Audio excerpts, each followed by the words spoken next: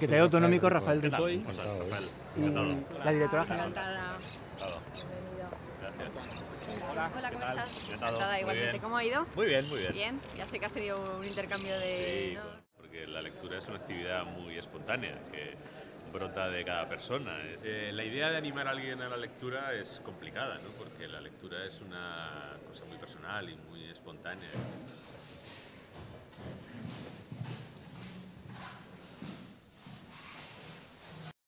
Yo necesito contar historias desde pequeño, no es un impulso que haya desarrollado a posteriori o de forma artificial, sino que desde pequeño yo he vivido en un ambiente familiar donde las historias eran una parte del conocimiento. Somos animales narrativos, no entendemos las cosas en abstracto ni estáticamente, las entendemos en una cadena lógica que es la narración, ¿no? Cuando esa visibilidad como novelista me fue dando otras oportunidades, que al final también me llevan a contar historias, pues las he ido aprovechando. Primero porque siempre he creído que una persona debe diversificar su actividad lo más posible, y esa diversificación está casi en mi ADN y insisto, al final lo esencial para mí es contar historias. Cuando escribo en prensa opino sin más remedio, pero yo prefiero hacer reportajes, prefiero buscar una historia y contarla, una historia interesante. Las mejores historias son las que son largas, complejas, contradictorias y además están poco contadas. Todo eso se predica de la historia de la Guardia Civil. Cubre el periodo más fascinante, barra convulso, barra lamentable de la historia de España, que son los siglos XIX y XX, y además tiene toda una serie de claroscuros que son muy mal conocidos, ¿no? Y hay muchísimas personas en este país que tienen una idea completamente opuesta a la realidad de lo que la Guardia Civil ha sido y ha hecho históricamente, ¿no? El ejemplo más notorio es la Guerra Civil, ¿no? Que mucha gente está convencida de que la Guardia Civil apoyó el golpe, cuando la Guardia Civil lo que hizo fue enfrentarse al golpe y hacerlo fracasar. Pero es verdad que la realidad siempre ofrece un fondo más o menos grueso de insatisfacción. Yo creo que eso es al final lo que nos hace a muchos narradores, ¿no? Yo creo que narrar la realidad también es un cierto afán de trascenderla, un cierto afán de sublimarla, ¿no? Yo no creo que la realidad solo se trascienda a través de la literatura fantástica o a través del ejercicio puro y duro de la imaginación, ¿no? Yo creo que esa imaginación que vuela con los pies en el suelo también es una manera de plantear un espacio alternativo, ¿no? No me siento miembro de una generación porque creo que pertenezco a una generación muy heterogénea y que además ha tenido suerte, hay que decirlo así, ¿no?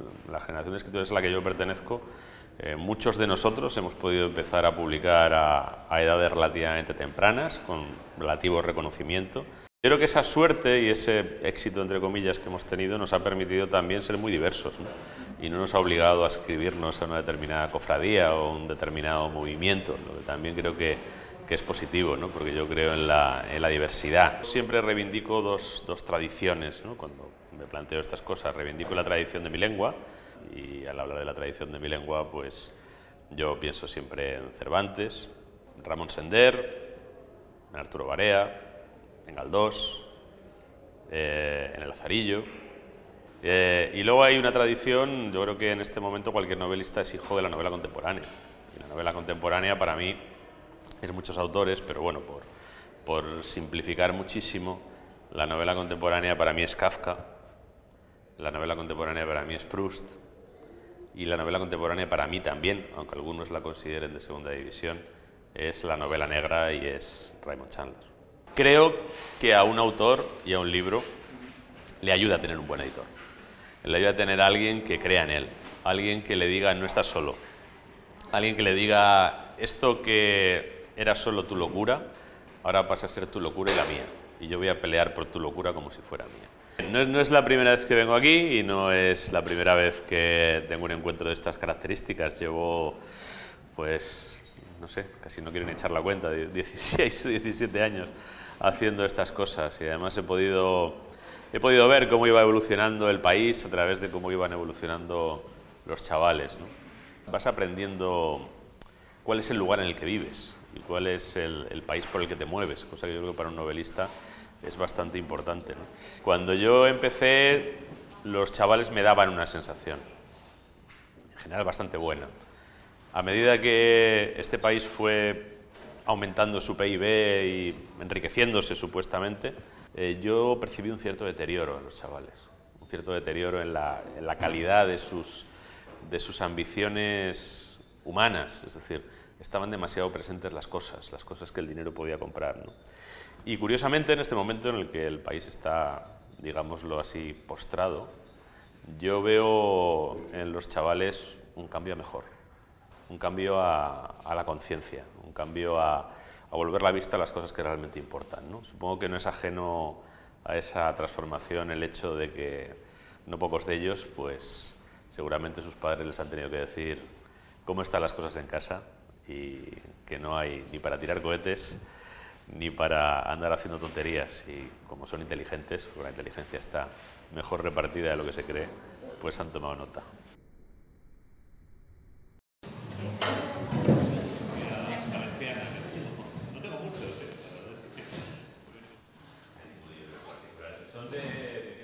Yo personalmente llevo 35 años en la enseñanza y cada año... Pues seguramente os apedrearán. Y por lo menos los chavales, pues teniendo a vosotros encima.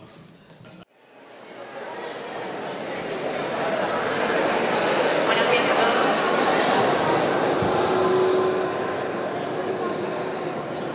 Bueno, muy buenos días a todos. En primer lugar quisiera dar la bienvenida, por supuesto, a la Directora General de Cultura, al presentador del acto, a Guillermo, y también al escritor invitado, a Lorenzo Silva, y agradecerle su presencia aquí con nosotros en este entorno fabuloso. También quisiera daros la bienvenida a todos los alumnos y alumnas del IES Misericordia, del Colegio del Piedad, del IES Guillem de Alcalá, del IES Ribera Font,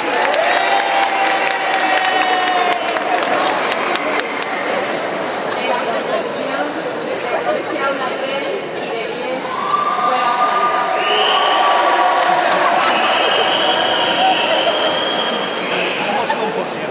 También, como no podía ser de otra manera, darle la bienvenida a todos los profesores que nos acompañan y os han acompañado a este ciclo de animación de historia. Bueno, yo seré muy breve porque creo que estamos todos aquí muy interesados en poder escuchar tanto al presentador como a Lorenzo. Creo que esta es una muy buena actividad promovida por la Dirección General de Cultura a través de la Subdirección del Libro. Creo que es interesante la forma de aproximar al lector, al escritor. A través de esa aproximación, de esa cercanía, se puede compartir las ilusiones, los sueños, las intenciones, las reflexiones y, en definitiva, toda la magia del libro o de los libros, que en el caso de Lorenzo hemos tenido todos la oportunidad de disfrutar a lo largo de muchos años de una larga trayectoria profesional. Deciros que hoy estáis aquí 400 personas, 400 alumnos de una serie de centros escolares de la Comunidad Valenciana, que serán alrededor de unas 50 centros los que pasarán por este ciclo de animación lectora. Ya hay 25.000 personas que han pasado por esta actividad, que han disfrutado de esta actividad. Y realmente desde la Consellería de Educación, Cultura y Deporte pensamos que es una actividad muy interesante.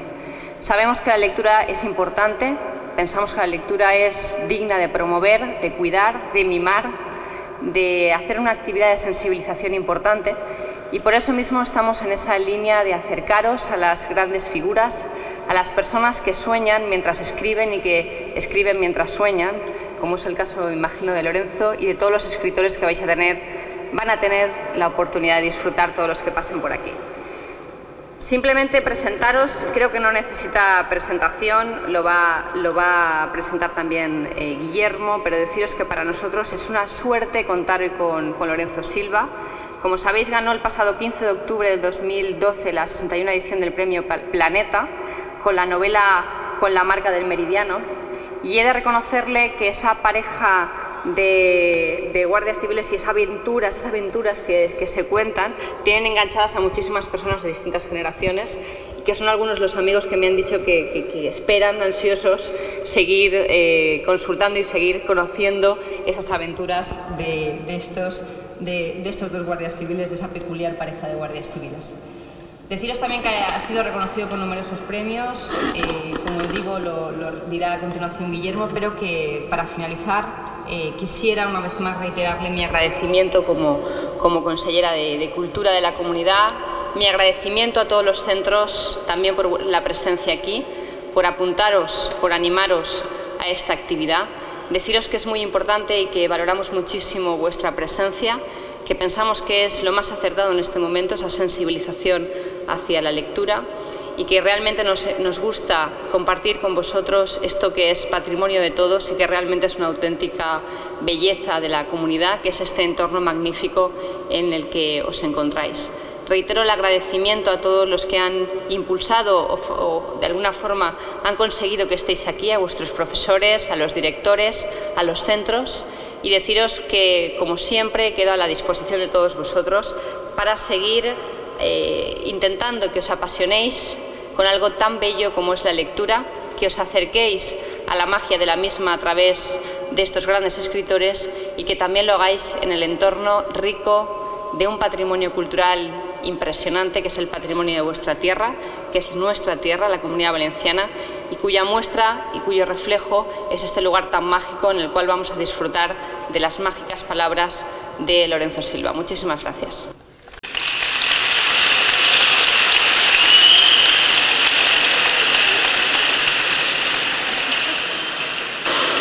Buenos días.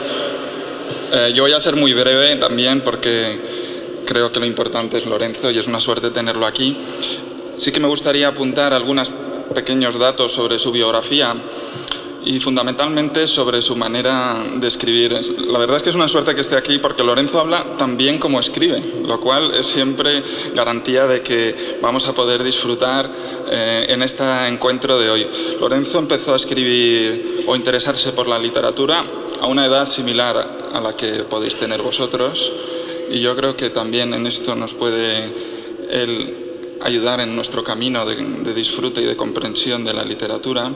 Practicó diversos géneros, la poesía, el ensayo, pero donde realmente él ha encontrado su camino y por lo que lo conocemos y lo que disfrutamos es como narrador, con una gran cantidad de novelas, muchas de ellas reconocidas con los premios más importantes. Recordamos, por ejemplo, que fue finalista del Premio Nadal, que luego lo ganó, el Premio Primavera o el Premio Planeta, que acaba de citar la consellera. Y es probablemente nuestro escritor policíaco contemporáneo. Además, fijándose en una Guardia Civil que hasta la fecha no había sido considerada o elevada a una categoría literaria con la calidad que lo ha hecho Lorenzo. La pareja de Bevilacqua y Chamorro yo creo que forman parte ya de los personajes literarios, muchos los habréis leído vosotros mismos. Y además Lorenzo Silva, para el que lo conoce como escritor, hay que decir que también tiene una faceta mucho más amplia y que abarca varios campos del mundo de la literatura. Él es escritor, pero también es editor, es comisario de un festival de literatura en Getafe, porque Lorenzo es getafense por adopción, vamos, y por vocación. Y además, bueno, trabaja, por tanto, en todos los campos de la literatura, lo que le da una visión muy amplia de la misma. Y es un escritor que podríamos decir que está muy apegado a la realidad. Y eso es una cosa que los lectores agradecemos, porque las referencias que utiliza es el mundo en el que conocemos, los problemas que vivimos, las tramas que suceden y que podemos leer en los medios de comunicación, las encontramos reflejadas en sus novelas, convertidas en obra literaria. Yo no voy a hacer un resumen de su currículum porque es tan extenso, con una producción prolífica de obras, casi una al año me sale cuando lo leo. Pero sobre todo lo que yo creo que interesa es poder descubrir en su charla y en su persona que la literatura es algo cercano, que es algo que nos ayuda a comprendernos y a comprender el mundo en el que vivimos, y que creo que Lorenzo Silva lo hace de una manera magistral, como pocos autores en España. Yo os invito a aprovechar la charla de hoy, escucharle y a realizar cuantas preguntas tengáis, porque no siempre se tienen estas oportunidades, y hay que agradecer a la Consellería de Cultura iniciativas como la presente, y por tanto invitaros a disfrutar, a escuchar con atención y a preguntar todo aquello que os genere lo que Lorenzo nos cuente. Así que sin más, Lorenzo, muchas gracias y a disfrutar.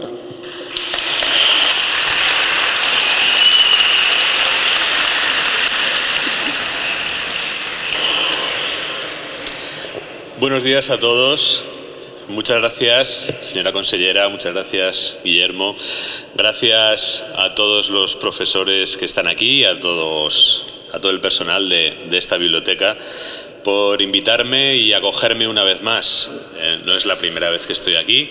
He tenido la ocasión de venir en unas cuantas ocasiones ya y he tenido el privilegio de poder conversar con lectores como vosotros, porque para un escritor realmente es lo primero que querría decir. Es un privilegio sentarse delante de un auditorio tan numeroso y poder sentir no solo que ese auditorio le escucha a uno, sino que al menos una buena parte de él también se han convertido ya en lectores. Cuando yo empecé a escribir literatura, era muy joven, era más joven que vosotros, incluso tenía solo 13 años, y creo que todos sois mayores de esa edad aquí esta mañana. Cuando yo empecé a escribir literatura con 13 años, lo último que podía imaginar y lo último que podía soñar era que alguna vez estaría delante de tantas personas y podría considerarlas lectores. Yo en aquella época estaba resignado a que solo leyeran mis escritos, mis amigos y mi madre, ¿no? Que no tenía más remedio que soportarlos porque les perseguía para que lo hicieran. Son muchas las personas que escriben, son muchas las personas que tienen talento, son muchas las personas que tienen algo de contar, incluso os diría más, todos y cada uno de nosotros tenemos una historia de contar. Todos y cada uno de nosotros tenemos una o dos o tres, algunos tienen hasta 4 o 5 novelas y por tanto es una suerte que siendo uno de tantos tengas la posibilidad de que tu trabajo se reconozca, de que tu trabajo se lea y de que tu trabajo se comparta. Porque los escritores creo que solo tenemos sentido en la medida en que acertamos a escribir algo que acaba siendo de otros. Es quizá un trabajo un poco paradójico. La mayoría de las tareas que hacemos, o por lo menos así nos han enseñado a verlo, tienen ese objetivo de conseguir algo, de ganar algo, de acabar teniendo algo que es fruto de tu trabajo, ¿no? Lo curioso del trabajo del escritor es que solo triunfa si acaba perdiendo su trabajo. Para mí un libro solo es un triunfo si llega un momento en que ese libro deja de ser mío y pasa a ser de otras personas que lo leen, que le dan sentido, que a veces le dan sentidos que no eran los que yo tenía en la cabeza cuando escribí el libro, cuando veo que esa historia, que esos personajes están vivos en las manos de otras personas a las que ya pertenecen incluso más que a mí mismo. Esa sensación la tengo más de una vez con los personajes a los que hacía referencia antes Guillermo. Yo empecé a escribir historias de Bevilacqua y Chamorro hace 18 años.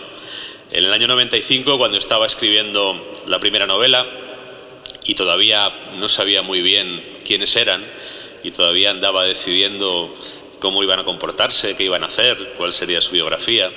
En ese momento los dos eran, podemos decir, bastante míos. En ese momento podría haber hecho lo que hubiera querido con ellos, incluso podría haber no publicado jamás esa primera novela y entonces no habría pasado nada más, ¿no?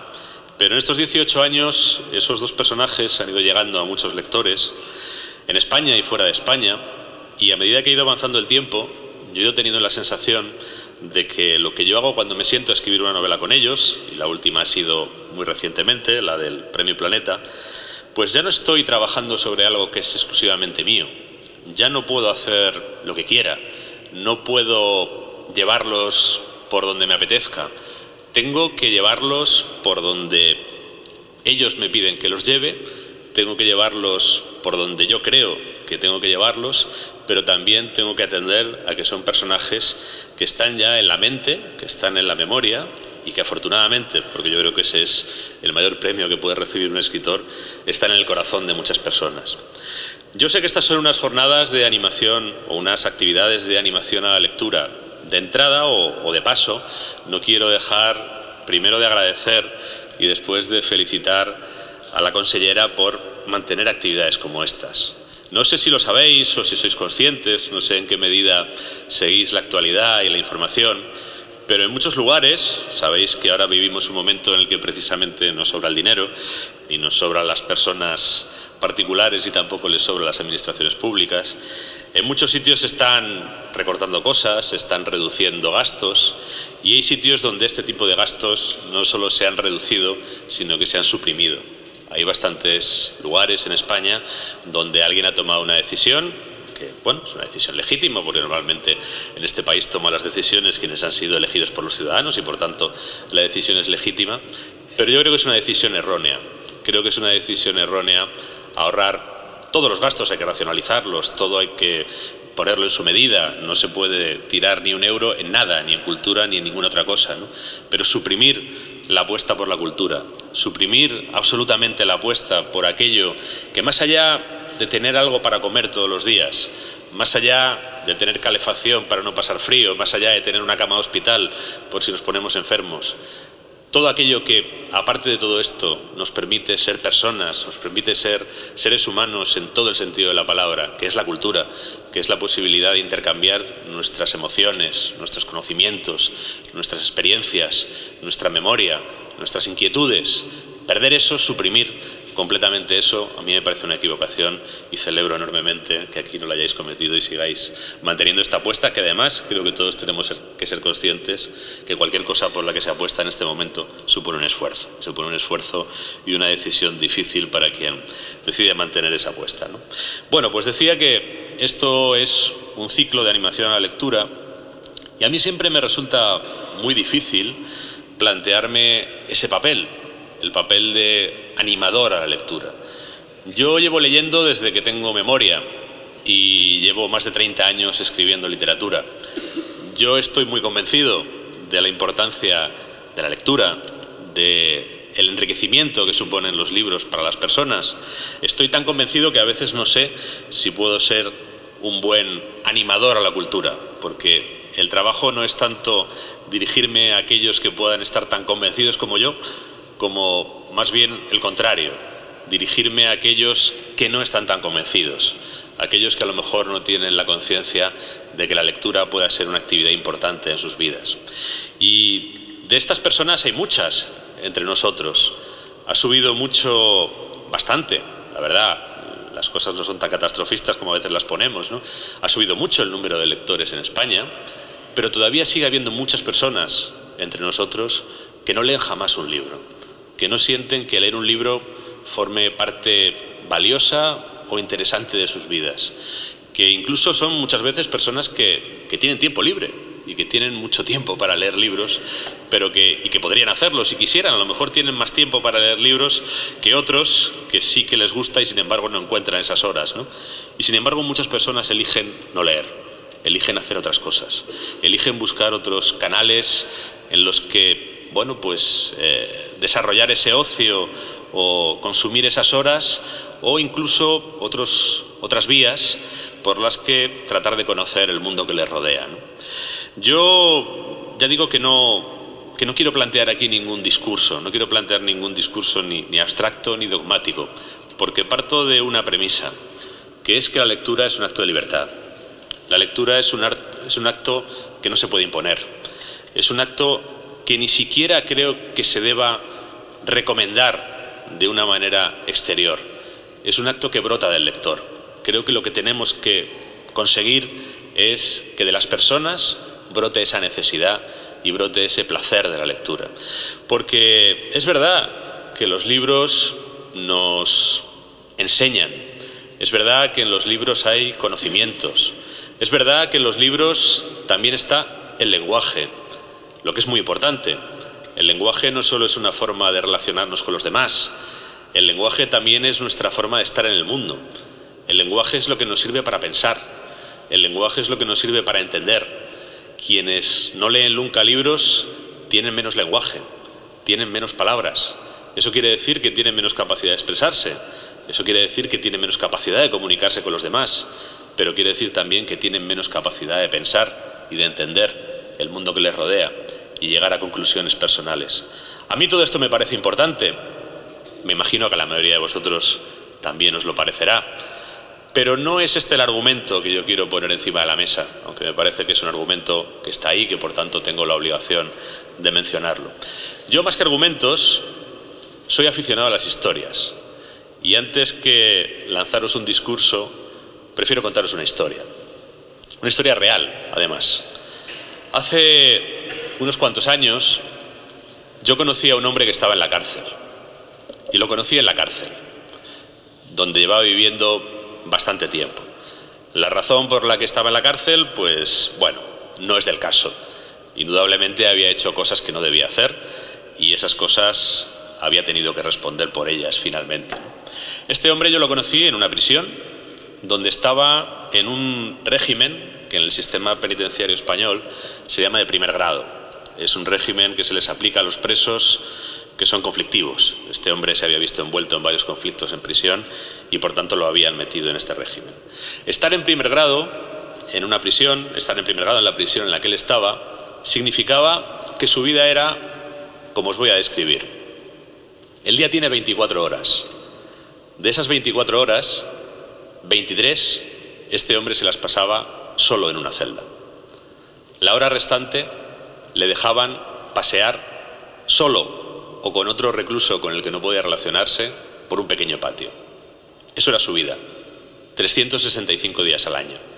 De vez en cuando venía a verle a algún familiar, por aquella época, si no me equivoco, tenía una novia y de vez en cuando venía la novia a verle, pero el resto de su vida era eso, todos los días. Yo hablé con este hombre durante 3 horas, hablé con este hombre por una razón que puedo contar. Este hombre era relativamente conocido entonces, a vosotros ya no os sonará nada su nombre, y una revista me encargó hacer un reportaje sobre él. Yo hablé con muchas personas que le conocían, con policías que lo habían detenido, con sus familiares, con los abogados que le habían defendido, y finalmente para hacer el reportaje creí que debía hablar con él. Me costó mucho hablar con él, porque me costó mucho que me dieran permiso para hablar con él, porque era un preso conflictivo. Bueno, no fue fácil, pero finalmente conseguí hablar con él y estuve 3 horas hablando con él en prisión.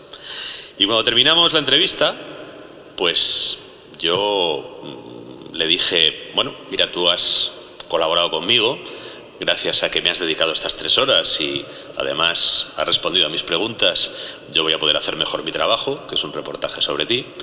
Y bueno, pues si hay algo que yo pueda hacer por ti, pues te estoy agradecido por tu colaboración y si está en mi mano lo haré. Así que tú me dirás. ¿Y sabéis lo que me dijo aquel hombre? Me dijo 2 palabras: mándame libros. Y luego me dijo, tuyos o de quien sea. Y te voy a decir por qué te pido libros. Yo tengo 41 años tenía este hombre en ese momento. Murió muy poco después, porque además ya estaba enfermo. Yo tengo 41 años.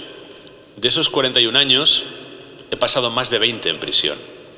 He pasado más de la mitad de mi vida en una celda. Si yo estoy en este momento hablando contigo y no me he colgado de una ventana hace 15 años, es gracias a los libros.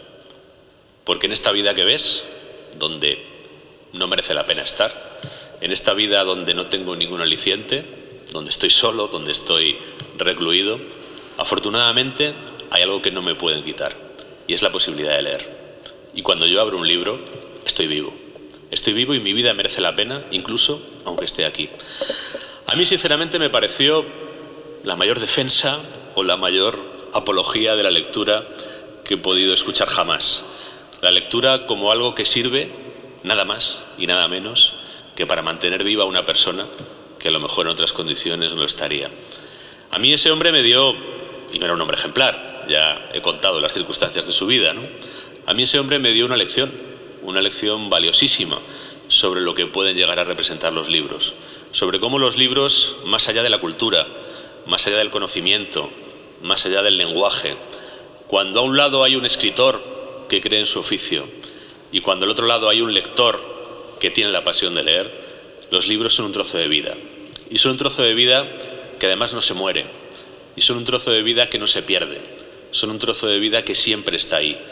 Eso lo descubriréis, aquellos de vosotros que seáis lectores, dentro de 20 o 30 años, cuando, como ya nos ha pasado alguna vez, a los que somos mayores, de repente os acordéis de un libro que leísteis 20 o 30 años atrás, lo busquéis en vuestra librería si lo tenéis, lo compréis si lo habéis perdido, lo busquéis en una librería virtual o en una biblioteca, que hay muchas posibilidades para encontrar un libro, afortunadamente, volváis a leerlo y veáis que esa sensación, que esas emociones que tuvisteis leyéndolo siguen ahí, que no ha pasado con ellas como con el resto de las cosas de nuestra existencia, que para bien o para mal, a veces para bien, a veces para mal, pasan y van quedando por el camino.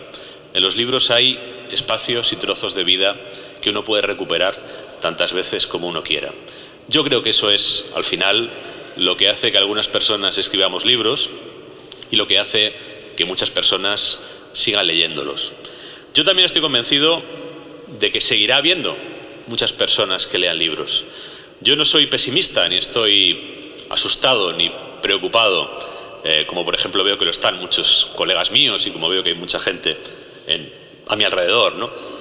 Vivimos tiempos de escasez, vivimos tiempos difíciles y también eso lleva a ver cómo suceden cosas que no son muy alentadoras y eso lleva muchas veces a la gente al miedo, ¿no?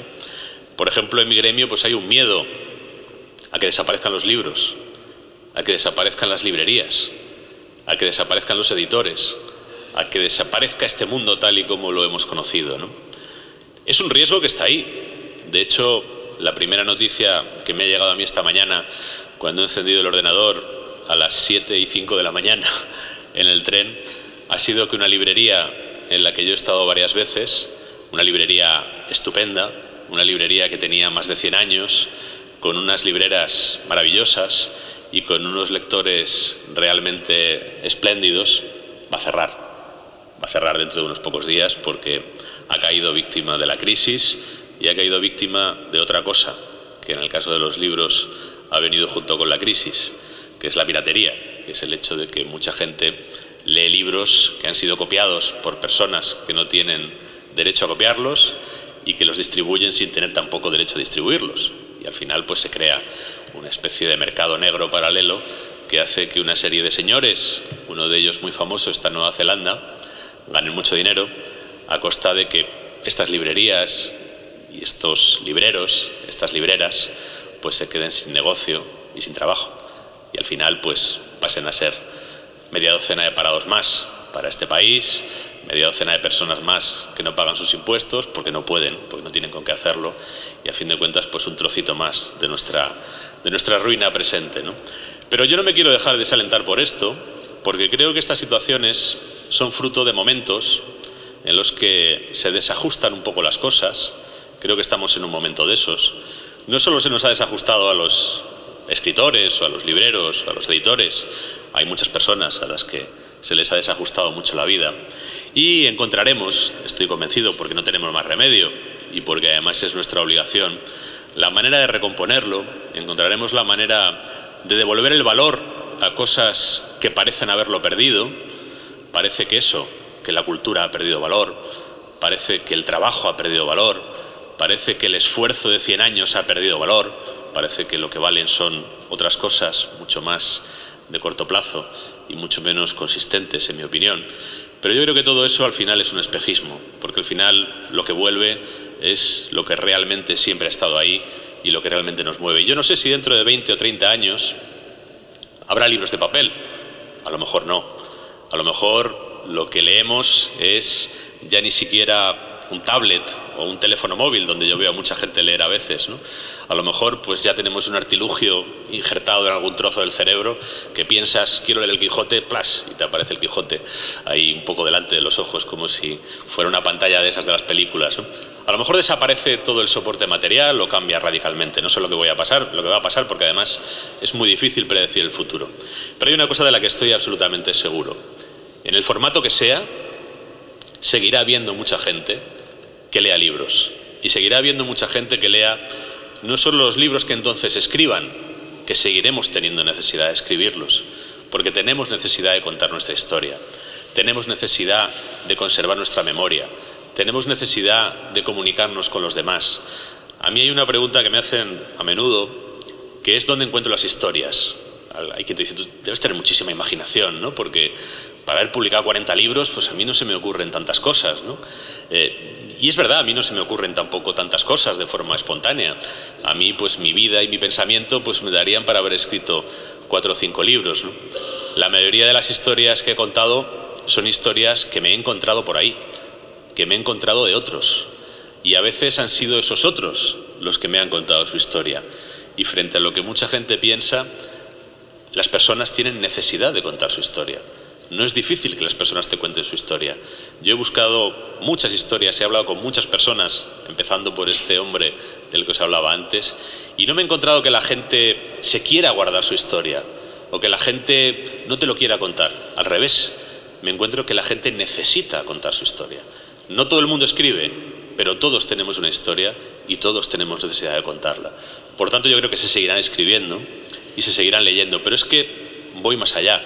Estoy seguro de que incluso aunque no haya libros, las personas que vivan dentro de 30, 40, 50 años, que seréis vosotros, y con un poco de suerte los que estamos en esta mesa también, trataremos de cuidarnos para llegar ahí, pues veremos cómo se sigue leyendo el Quijote, veremos cómo se sigue leyendo a Shakespeare, veremos cómo se siguen leyendo las grandes historias, porque son las grandes historias las que nos permiten entendernos como seres humanos. Y porque son las grandes historias las que guardan lo mejor y lo peor de lo que somos. Y es importante que guardemos la memoria de esas dos cosas, de las cosas grandes y las cosas buenas que somos capaces de hacer las personas y que son un ejemplo para que otras personas las hagan en el futuro, y de las cosas mezquinas y las cosas pequeñas que también somos capaces de hacer todas las personas y que es bueno que también recordemos. Porque cuando olvidamos esas cosas, que forman parte de nuestra historia, nos encontramos, lamentablemente, con que siempre aparece bastante gente dispuesta a repetirlas. Y como todos estamos viendo en los últimos tiempos, esa gente no solo las repite, sino que nos hace mucho daño a todos. Y ese es un daño que tenemos la obligación de combatir y la obligación de por lo menos intentar reducir. Yo no creo que la literatura pueda arreglar la sociedad. No creo que un escritor sea alguien que pueda aportar una solución a los muchos problemas que tienen planteados sus conciudadanos. Ni siquiera creo que lo tenga que hacer. Lo que sí me parece es que la buena literatura nos ayuda a ser más conscientes. Nos ayuda a ser más conscientes de quiénes somos y dónde estamos. Y eso nos ayuda a encontrar soluciones. A lo mejor no es la solución, pero sí es una forma de encontrarlas. Y sobre todo la buena literatura tiene algo todavía más fascinante, que es capaz de aportarte esto mientras disfrutas y mientras te entretienes.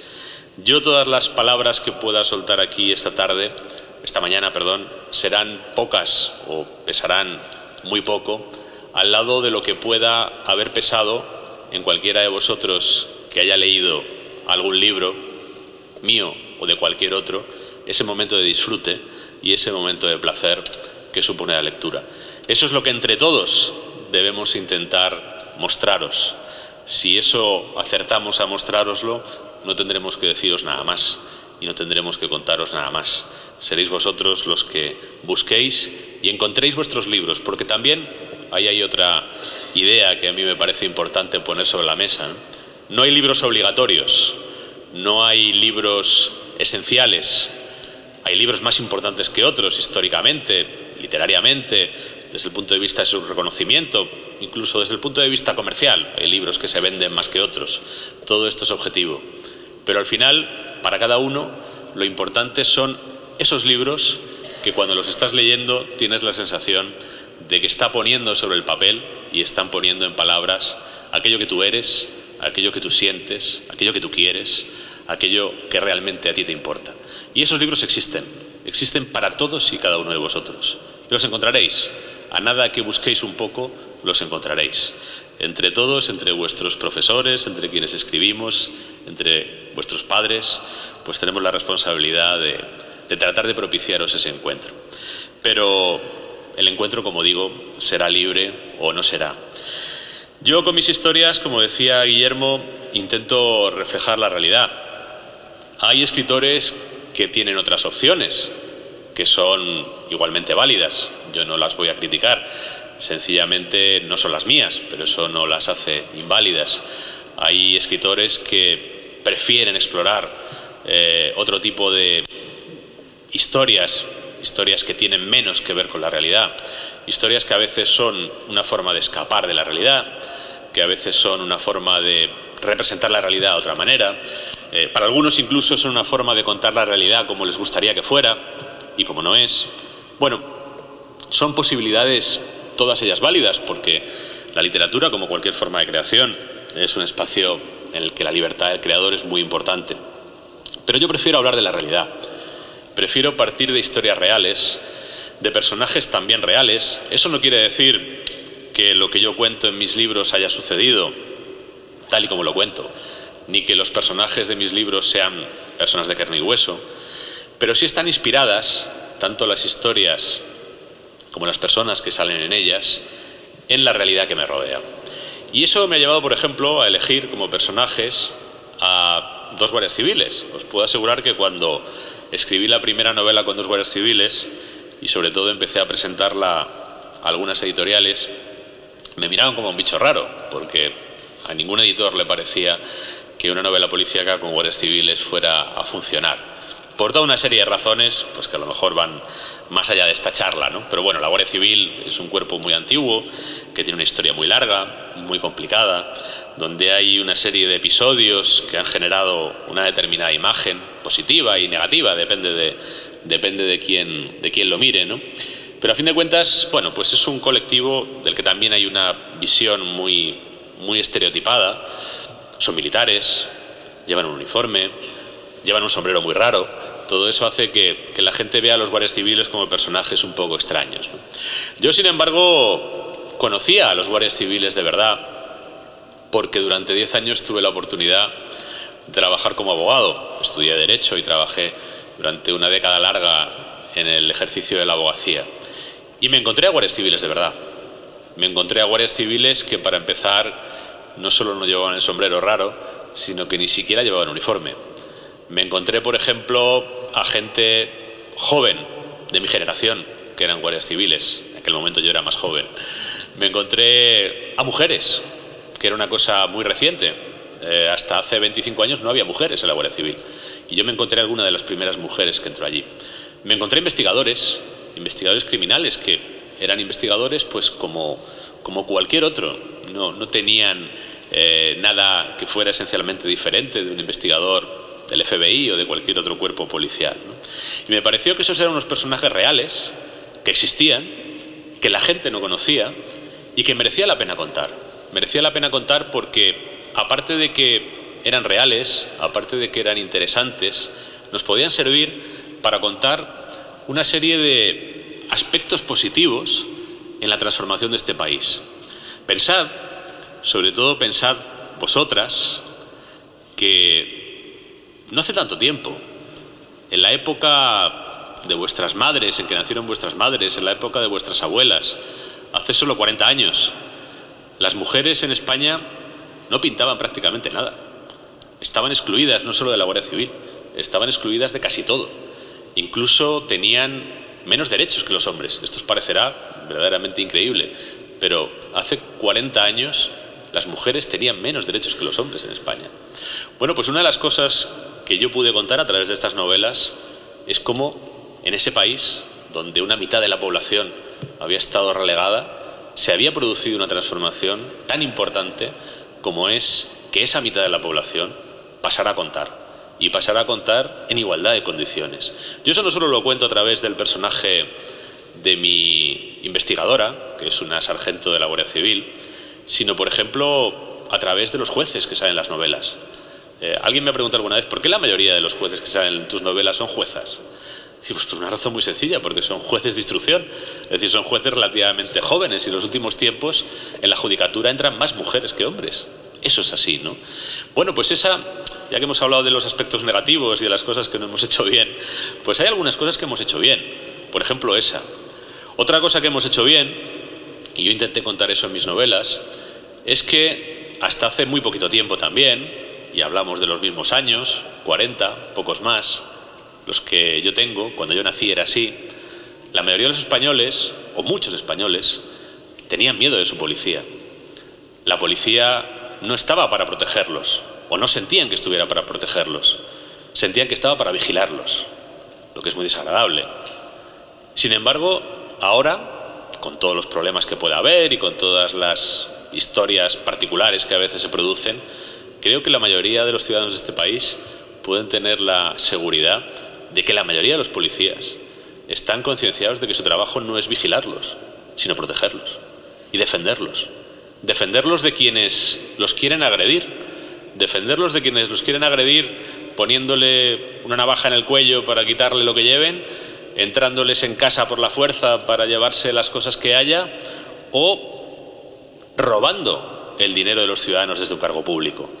Estáis viendo en el telediario a policías deteniendo no solo a ladrones, no solo a asesinos, no solo a explotadores de mujeres o a terroristas, sino también pues a aquellos en quienes los ciudadanos confiaron y que en lugar de honrar esa confianza, lo que hicieron fue aprovecharse de ella para quitarles a los ciudadanos lo que era de todos, ¿no?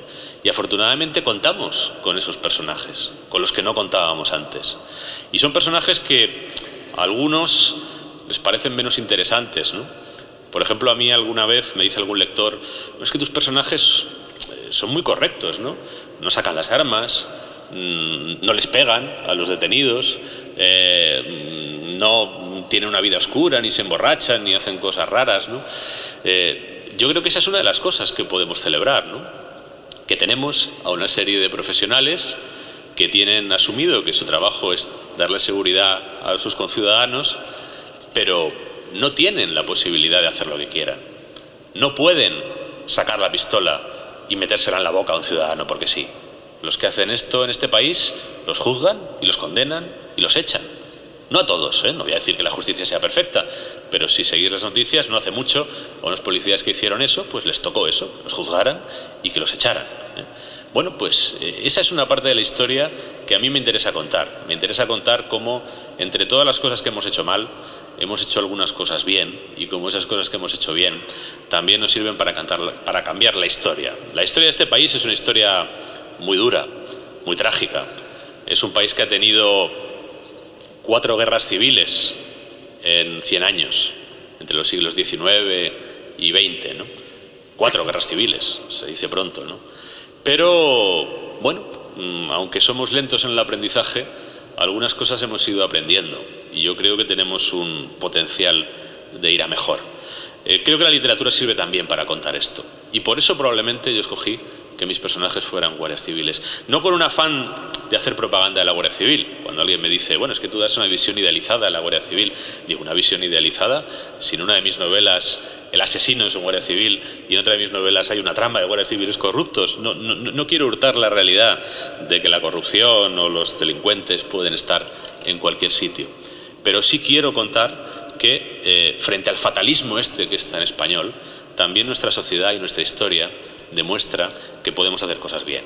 Y una de esas cosas pues pueden ser todos estos aspectos que vengo contando, o la propia Guardia Civil, que es una institución que alguien fundó hace mucho más de siglo y medio, que ha atravesado un periodo histórico tremendo y que sin embargo ha sido capaz de sobrevivir. Ha sido capaz de sobrevivir manteniendo el respeto de muchos ciudadanos, ¿no?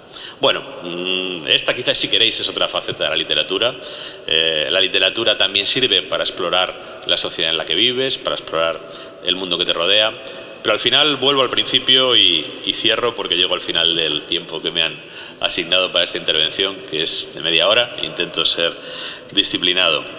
Al final, la lectura y la literatura es una aventura personal. Yo espero que muchos de vosotros la emprendáis como lectores. Y espero, y estoy seguro, de que algunos de vosotros la emprenderéis como escritores. Y a quien tenga esa inquietud o a quien tenga esa vocación, yo no creo mucho en los consejos. Creo que los consejos siempre se dan desde fuera y al final el que mejor sabe lo que a uno le conviene es uno mismo, no el primero que te encuentras por la calle, ¿no? Pero si os vale de algo la experiencia, aquellos de vosotros que sintáis una inquietud por escribir o tengáis esa afición, cultivadla. Cultivadla porque, bueno, podréis convertiros en escritores profesionales o no. Si os convertís en escritores, podréis tener éxito o no. Pero hay algo que nadie os va a quitar. hay algo que nadie os va a quitar, y es que escribiendo uno no solo aprende a conocerse y a entenderse mejor, sino que también es algo que puedes ir manteniendo a lo largo de toda tu vida y que te va enriqueciendo siempre. Yo una de las cosas que más agradezco a la vida es que me da este oficio. Un oficio del que no me pienso jubilar. Menos mal, porque tampoco me voy a poder jubilar. La gente de mi edad, la gente de la edad que estamos en esta mesa, para abajo, o sea, todos vosotros, olvidaos, para nosotros no hay pensiones, se gastarán todas con los que tienen más edad y cuando lleguemos nosotros no habrá pensiones, porque en este país ha bajado mucho la natalidad y realmente no habrá dinero para pagarlas. Pero tengo la suerte de que tampoco espero ese momento de la jubilación. Tengo la suerte de tener un oficio y un trabajo que espero morirme haciendo. Y quizá de aquí, pues sí que, si me permitís, por el mismo precio, y ya me perdonaréis, os daré otro segundo consejo. En lo que hagáis en la vida, buscad aquello que os gusta. Buscad aquello que os apasiona. Porque eso ya lo tendréis. Podéis ganar más o menos dinero, pero tendréis que estáis cumpliendo vuestra vocación. Y todos tenemos algo que nos gusta.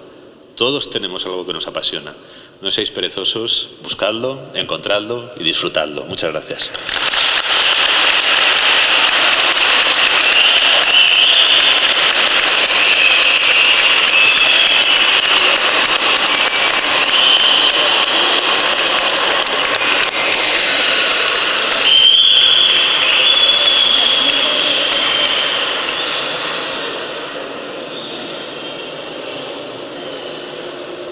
Bueno, muchas gracias. Ha sido muy bonito todo lo que nos has contado, muy aleccionador.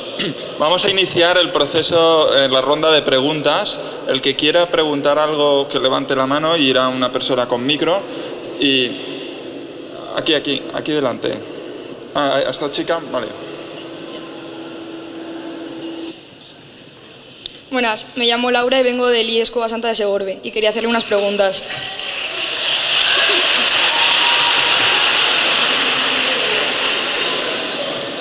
Junto al género policíaco, ¿en qué otro género se siente cómodo escribiendo? ¿Y es difícil darse a conocer en España?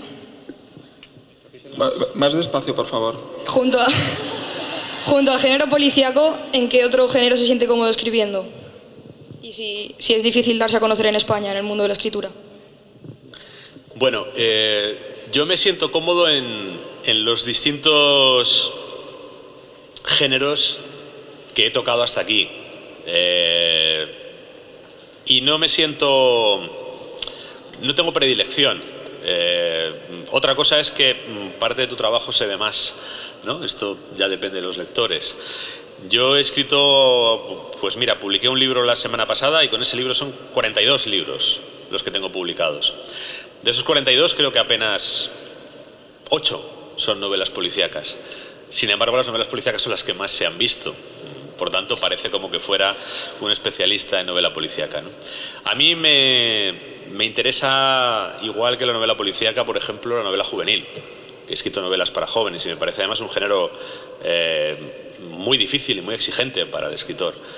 O también me gusta la novela histórica, que he escrito varias, ¿no? Tengo mi propia visión de la novela histórica, ¿no? De hecho, mi novela histórica es una novela muy reciente. A mí no me atrevo a irme pues al Imperio Romano ni a la Edad Media. Todo eso me da un poco de prevención porque creo que está muy lejos, ¿no? A mí me gusta la historia reciente, los 2 últimos siglos, ¿no? Pero me interesa mucho también. O me interesa también escribir fuera del campo de la ficción. Yo he escrito varios relatos de historias reales. Pues, por ejemplo, he hecho reportajes para revistas, como el que mencionaba antes, o escribí un libro sobre la guerra de Irak, hablando con 100 y pico españoles que habían estado en la guerra de Irak, y me resultó muy interesante, porque era una historia que en los periódicos apenas había salido, y sin embargo, pues tenían muchas cosas que contar de las que habían vivido allí, duras, menos duras, y amargas y más dulces, ¿no? Pero era una buena historia. Entonces, no tengo predilección entre las cosas que hago. Hay cosas que nunca haré, pero bueno, no por nada, sino porque cada uno vale para lo que vale, ¿no? Yo, por ejemplo, para la novela rosa, pues creo que no valgo mucho, ¿no? O para la versión esta reciente de la novela rosa, que es esto de Las sombras de Grey, pues tampoco creo que valga mucho. Pero bueno, me parece bien, que cada uno haga lo que quiera. Pero de lo que escribo más o menos todo me gusta y me siento a gusto con ello. ¿Que si es difícil? Es muy difícil. Es muy difícil. Siempre ha sido muy difícil. Pero ahora quizá es más difícil. Ahora es más difícil porque hay una crisis económica. Esa crisis económica ha afectado a las editoriales. También existe ese fenómeno de la piratería que también les ha afectado. Y entonces las editoriales ganan menos dinero. Y cuando tienen menos dinero, pues apuestan menos. Para mí, por ejemplo, es muy fácil publicar. ¿Por qué? Porque los editores ahora buscan gente que ya sea conocida. A mí a veces me hacen ofertas y les digo, mira, es que yo no puedo escribir más libros. Decía antes Guillermo, yo he llegado a escribir un año 3 libros, pero más no doy de sí. O sea, realmente no me da ni la cabeza, ni las horas, ni el tiempo, ni nada, ¿no? Y sin embargo hay momentos que tienes como 7, 8 ofertas, ¿no? ¿Por qué? Porque la gente va sobre seguro. Que eso también es interesante, ¿eh? Yo esta idea siempre que puedo la subrayo, ¿no? Había gente que decía que cuando se generalizara todo esto que ellos llaman la cultura gratis y internet y todo esto, que va a ser la manera de que los escritores que estaban marginados pues salieran a la luz, ¿no? Y que realmente tuvieran más oportunidades, ¿no? Que antes pues el otro escenario no se les hacía caso, ¿no?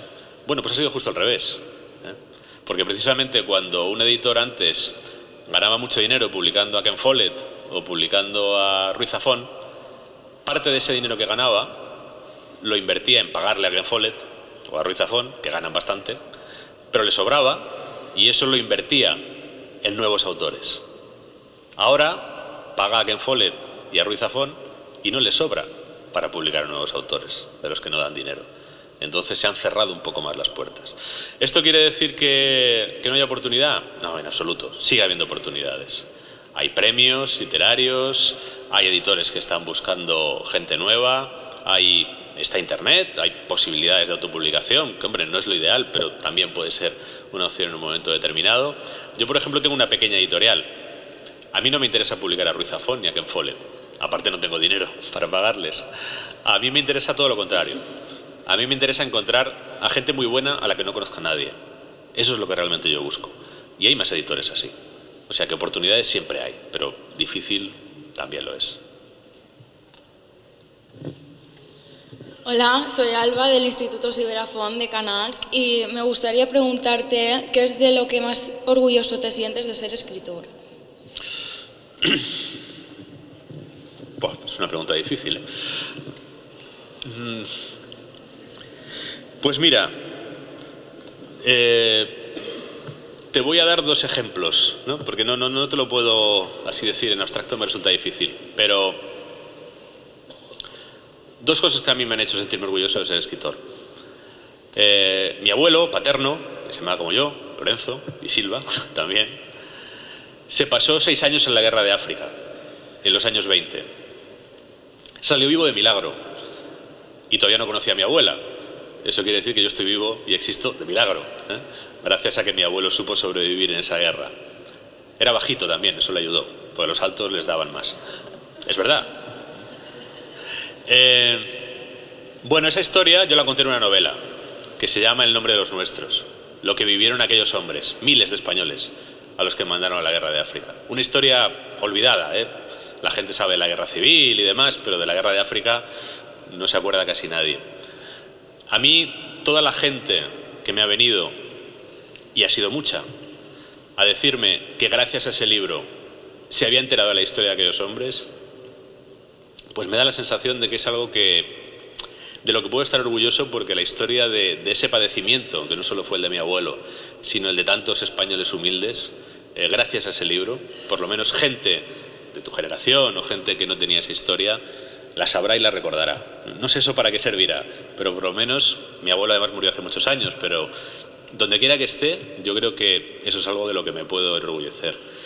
Y otra cosa que a mí me ha enorgullecido de ser escritor, de hacer este oficio, fue una carta que recibí hace 10 años. Una carta que recibí desde Cuba. Me escribía una chica cubana y me contó una historia que me dejó estupefacto. Pero la cuento porque esa es una de las historias que me han hecho ver que merece la pena ser escritor. Esta chica me contó que el padre de una amiga suya había estado en España y había vuelto con un libro mío juvenil que se llama El cazador del desierto. Entonces, ahora los cubanos pueden salir mal, pero pueden empezar a salir. En aquella época era muy difícil que salieran y sobre todo hay muy pocos libros en Cuba y los que hay son caros para ellos, ¿no? Entonces esta chica me contó que la amiga le había dejado el libro, ella se había leído el libro y le había gustado tanto que lo había copiado a mano en una libreta para poderlo releer.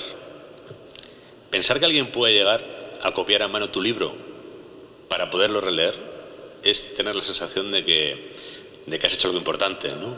Yo no sé, lo de los premios está muy bien, ¿no? Pero siempre es muy discutible. Ahora, lo de esta chica para mí no es discutible. Si una persona se copia a mano 200 páginas, es que has acertado a darle algo. Has acertado a darle algo que a lo mejor no tiene en su mundo, ¿no? Y bueno, yo a esta chica le mandé un lote de libros que me costó bastante hacérselo llegar porque el correo en Cuba es muy poco fiable, pero conseguí que le llegaran, ¿no? Y estas son las cosas que me hacen sentir que este trabajo merece la pena y merece la pena mucho.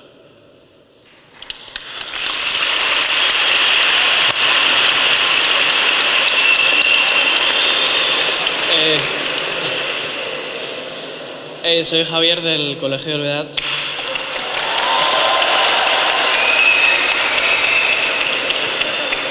Ha dicho que empezó a escribir a los 13 años. Mi pregunta era que ¿cuál fue la motivación que la hizo para empezar a escribir a los 13 años y luego la motivación de publicar su primer libro? Pues la motivación inicial fue una casualidad. Fue una casualidad. Yo leía bastante desde muy pequeñito. Además yo aprendí a leer muy pronto porque me mandaron con 4 años a un colegio de monjas de las antiguas y las monjas te convencían de que te convenía aprender rápido a leer de una manera muy convincente, ¿no? Muy convincente. Yo cuando llegué allí aprendí a leer pronto, me quedaba sin orejas, así de sencillo, ¿no? Porque tenía una monja que te cogía la oreja en cuanto no. Bueno, entonces leí desde muy pequeñito, pero no había sentido la necesidad de escribir. Me inventaba muchas historias, pero lo que hacía era que las compartía con mis amigos o con quien me escuchara, ¿no? Las contaba como quien cuenta un cuento, ¿no? No necesitaba escribirlas.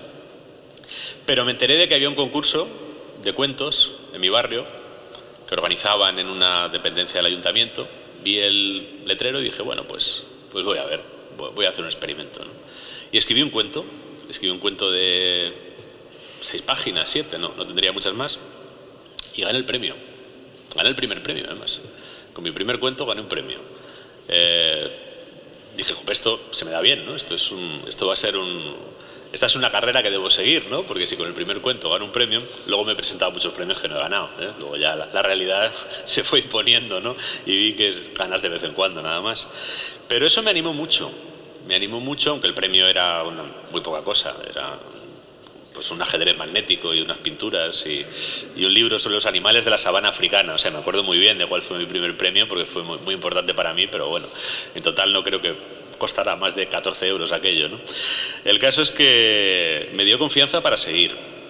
Y sí hubo un momento, porque con 13 años juegas, ¿no? Y con 14 y con 15, pero con 16 o 17 años sí que me di cuenta de que esto iba en serio.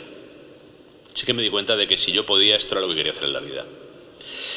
Y bueno, fue un momento difícil, porque es el momento en el que tienes que decidir qué estudias, ¿no? Y aparte de que no hay ninguna carrera que puedas estudiar para ser escritor, yo vi que con esto era muy difícil ganarse la vida. Así que, bueno, pues ahí decidí escribir y decidí buscarme otra profesión. Pero intenté seguir escribiendo, no lo dejé nunca. Y cuando tuve una novela que me parecía digna, que fue mi quinta novela, tengo otras 4 escondidas, entonces me pareció que tenía que intentar dar el paso de publicarlo. No creía que me la fueran a publicar, pero dije, bueno, yo por lo menos de esta novela estoy contento, pues a ver si alguien más piensa que merece la pena. Y eso fue lo que me hizo llevarla a editoriales. Al final me publicó una editorial muy pequeñita, se metió muy poco en ese momento, pero bueno, ya tuvo un par de críticas. Por ejemplo, tuvo una crítica muy buena del crítico literario más terrible que hay en España, esa primera novela, y eso ya me ayudó mucho. que hay un crítico que es el crítico más temido y que además suele hacer esto, que es una cosa que yo creo que le honra, ¿no? Se llama Ricardo Senabre, voy a decir su nombre ya que lo menciono, ¿no? Él lee muchas novelas de autores nuevos y cuando ve uno que le parece bueno apuesta, que es muy difícil. Es muy fácil apostar por Miguel Delibes, ya todos sabemos que Miguel Delibes es bueno, ¿no? Lo difícil es apostar por alguien que aparece.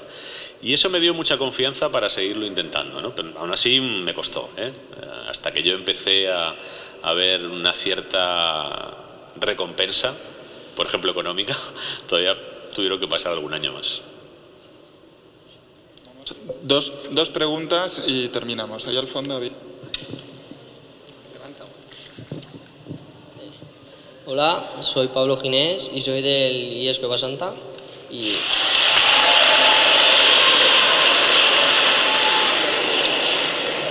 ¿Cuál es su escritor favorito o favoritos y qué han influido en su manera de escribir?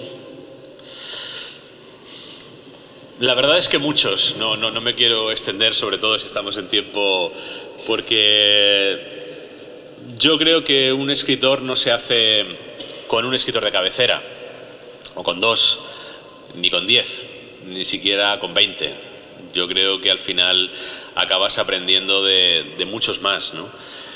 Yo te diría que 4 escritores a los que vuelvo siempre, quizá por encima de otros, ¿no? Pero no son los únicos a los que puedo considerar que me han enseñado. Ni siquiera pienso que yo escriba como lo hacían ellos. No es tanto que te hayan enseñado cómo escribir, sino qué puede representar el trabajo del escritor, ¿no? Y a mí el primer autor, y no es un tópico ni es afán de quedar bien con las autoridades que deciden que es un escritor importante, sino porque es el que inventó lo que yo hago, que son novelas, es Miguel de Cervantes, sin ninguna duda. Y después de él, pues 3 escritores muy distintos. Ninguno de los 3 es español. Uno se llamaba Franz Kafka y era checo, aunque escribía en alemán. Otro se llamaba Marcel Proust y era francés. Y el otro se llamaba Raymond Chandler y era norteamericano. Esos son 3 autores a los que vuelvo siempre. Son muy diferentes, si los leéis veréis que son muy diferentes. Y Kafka ni siquiera llegó a terminar nunca una novela. Bueno, terminó una novelita muy corta que se llama La Metamorfosis y que os recomiendo que leáis. Pero sin embargo yo creo que Kafka reinventó la literatura del siglo XX. Cualquiera que escriba ahora no puede prescindir de lo que hizo Kafka. Última pregunta, allá al fondo. Buenas tardes, soy Ángel Ortiz del Colegio La Concepción de Ontinyent y ¿le han ofrecido adaptar sus películas al cine o le gustaría? Bueno, sus novelas al cine. Pues mira, han adaptado 2 novelas al cine, La flaqueza del bolchevique y El alquimista impaciente. En la primera además hice yo el guión junto al director, que nos nominaron al Goya. Nos tuvimos que tragar toda la ceremonia para luego no ganarlo, pero bueno, esto al margen, no siempre se puede ganar.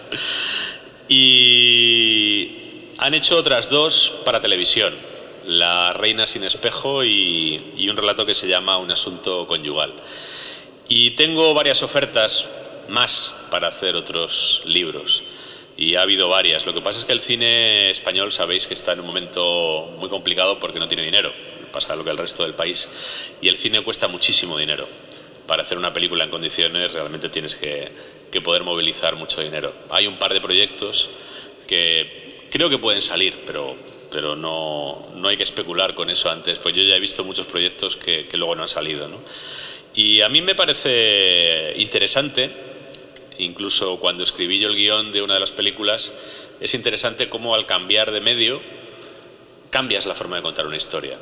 Yo, por ejemplo, cuando escribí el guión de La flaqueza del bolchevique, de la película, la manera en la que conté la historia, si tenéis la curiosidad de verlo, la película se puede ver por ahí y la novela también está por ahí bastante accesible, veréis que la misma historia está contada de forma diferente y la persona que la escribió es la misma. Lo que ocurre es que no es lo mismo escribir la historia para que funcione solo con palabras sobre un papel que escribirla para que la encarnen unos actores delante de una cámara, ¿no? Es una forma diferente de contar. Y a mí me parece interesante porque creo que la literatura y el cine se alimentan recíprocamente, ¿no? Las buenas películas inspiran a los escritores y las buenas novelas inspiran a los cineastas. Y yo creo que si aciertan a colaborar, gana el cine y gana la literatura. Las relaciones entre el cine y la literatura son bastante malas en general. Los escritores suelen estar bastante quejosos de las películas que hacen sobre sus novelas. Yo no me quejo especialmente, pero también porque creo que he tenido la suerte de que mis novelas las han llevado al cine directores que eran bastante buenos lectores y con los que yo también hablé bastante sobre el libro, ¿no? No he sentido nunca que me traicionaran. Hicieron su película, porque al final cada director tiene que hacer su película y cada director tiene su mirada, ¿no? Pero en mi caso la verdad es que la experiencia ha sido buena. Y si se repite, pues por mí, estupendo. No, pues acabamos.